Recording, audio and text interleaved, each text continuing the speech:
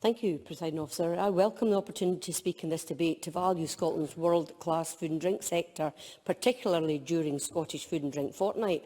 Scotland's food and drink sector is one of the key drivers of our economy.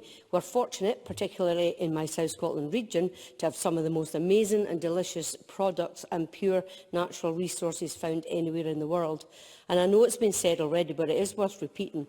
With an annual turnover worth £15 billion and overseas export sales of more than £6 billion, representing nearly a third of all UK food exports, the food and drink industry is a major contributor to Scotland's economy.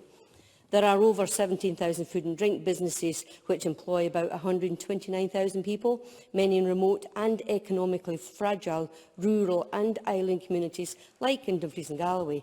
Presiding Officer, exports of Scottish food and drink were valued at a record £8.1 billion in 2022, up £1.9 billion, so that's 30.6% compared to 2021.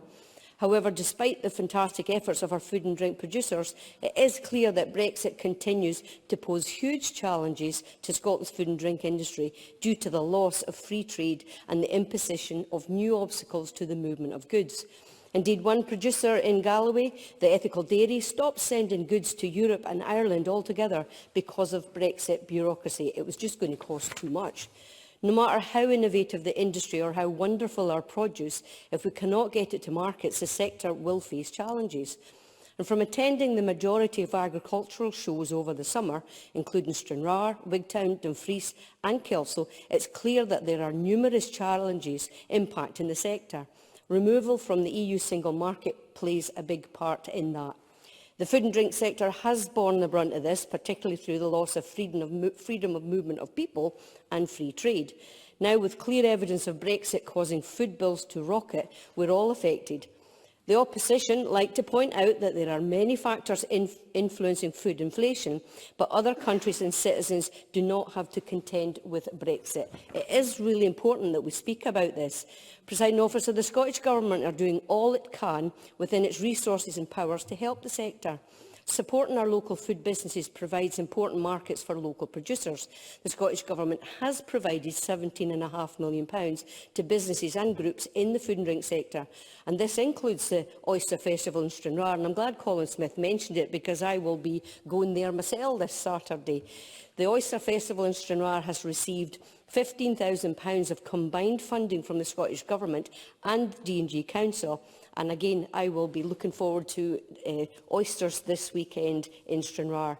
It is worth pointing out that Loch Ryan is home to Scotland's only native oyster beds.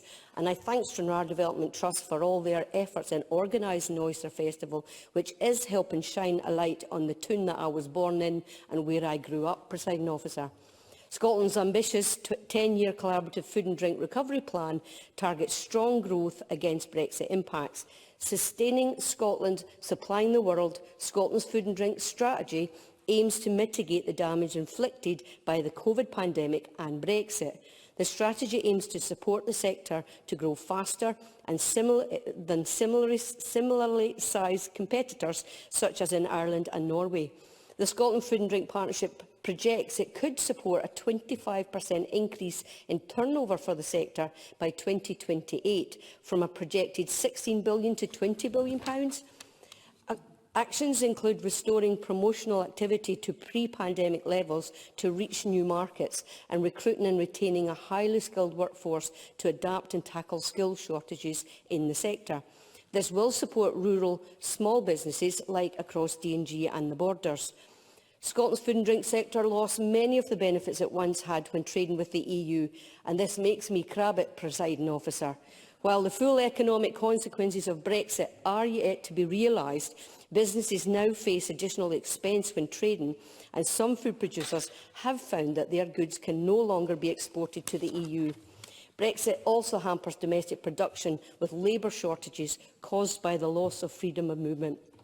Pre-Brexit, Scottish producers sold 20,000 tonnes of seed potatoes to EU customers each year, but the Windsor framework allows the seed potatoes to go to Northern Ireland, but the EU market is still closed to Scottish seed potatoes. That's 20,000 tonnes, Presiding Officer.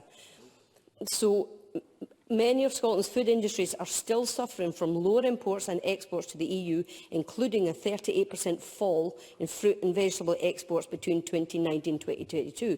So the opposition might go on about how Brexit doesn't matter. It absolutely does matter, and we have to keep reiterating it, because the sooner we're back in the EU as an independent country, the better, Presiding Officer. Scottish firms are trying to export to Europe. They face significant additional costs and bureaucracy at a time when their margins are already being squeezed. I'm about 30 seconds before I close, I think, Presiding Officer. And I hear what Karen Adam is saying about our prized seafood industry, which has been hit with 50% increase in the cost of packaging items sent to the EU, which I know from a recent visit to a seafood company in Galloway, the new export health certificates are costing the salmon sector alone approximately £1.3 million per year. So in conclusion, I welcome the support the Scottish Government is providing to our food and drink sector, and I thank the South of Scotland producers for all their hard work, and I hope that Scotland takes its rightful place in the European Union to protect and enhance our food and drink sector. Thank you.